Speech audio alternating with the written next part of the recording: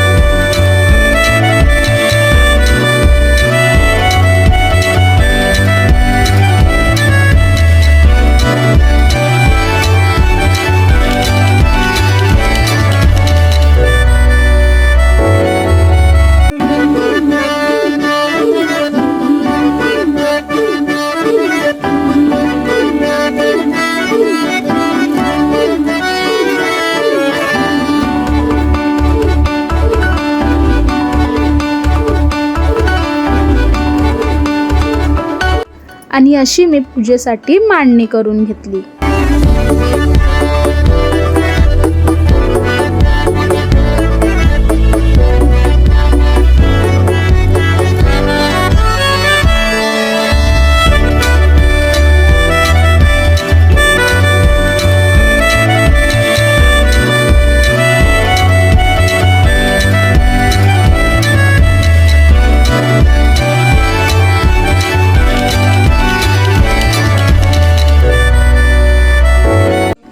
आणि पूजन झाल्यावर पोथी वाचून घेतली।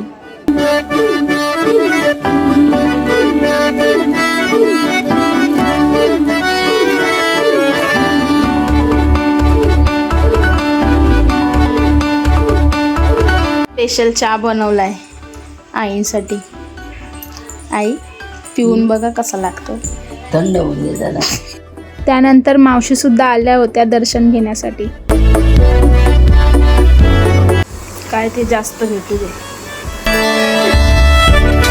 त्यानंतर नैवेद्याला काहीतरी गोड म्हणून मी गुलाबजामुन करायला घेतले।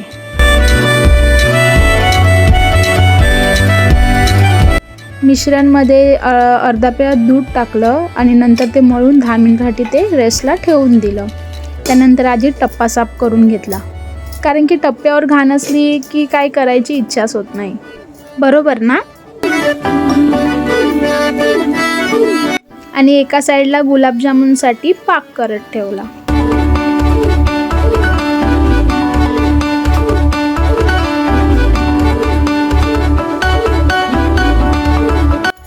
आणि त्यानंतर मग गुलाबजामुन करायला चालू केले।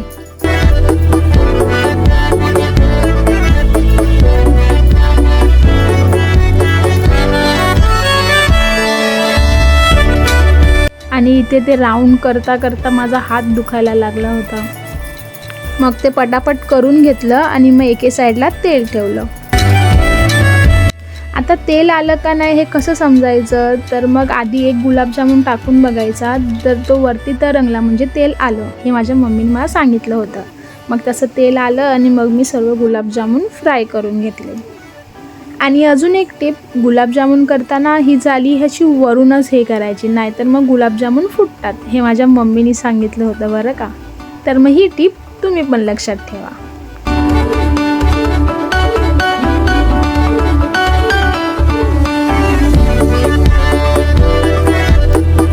आणि फ्राय करून झाल्यानंतर ते पाकात टाकून दिले।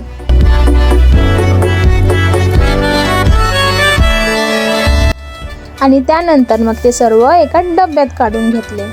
काजू बदाम पिस्ता टाकून ते गार्निशिंग करून घेतले.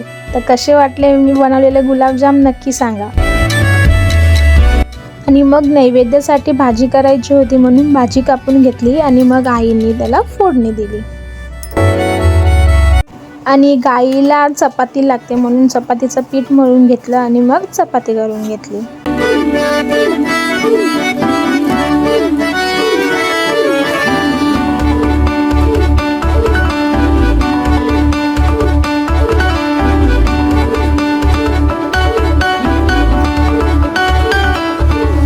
आणि त्यानंतर गाईला नैवेद्य घेऊन गेले. आणि मग हे कामावरून आल्यानंतर ह्याने दर्शन घेतलं आणि मग नैवेद्य दाखवून दिलं.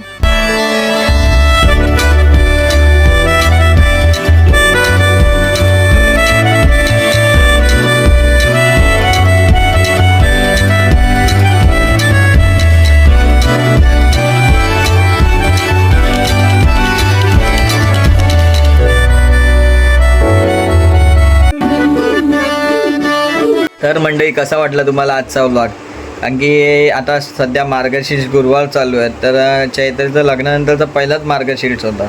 तर तिने घाटाला एकविरा आईचं रूप दिलेलं, एकविरा आईचं मुकुट लावलेलं आणि तिने उपवास पण पकडलेला.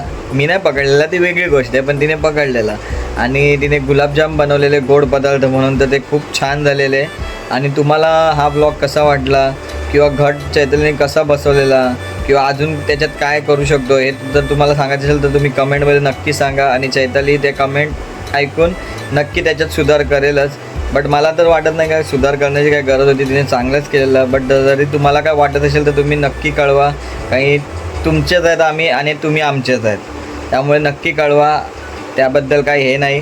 आणि असेच कायम आमच्या ब्लॉग पाहत राहा आणि कमेंटमध्ये आम्हाला सांगत राहा की तुम्हाला कसं वाटलं. आणि ह्यापुढे आम्ही असेच ब्लॉग बनवत राहू आणि तुमचे आशीर्वाद आमच्यावर कायम असू दे. तर आता हा ब्लॉग इथेच संपला असं मी सांगतो. आणि आज ब्लॉग आवडल्यास लाईक करा, शेअर करा, सबस्क्राईब करा आणि काळजी घ्या. खात राहा आणि स्वस्त राहा. बाय.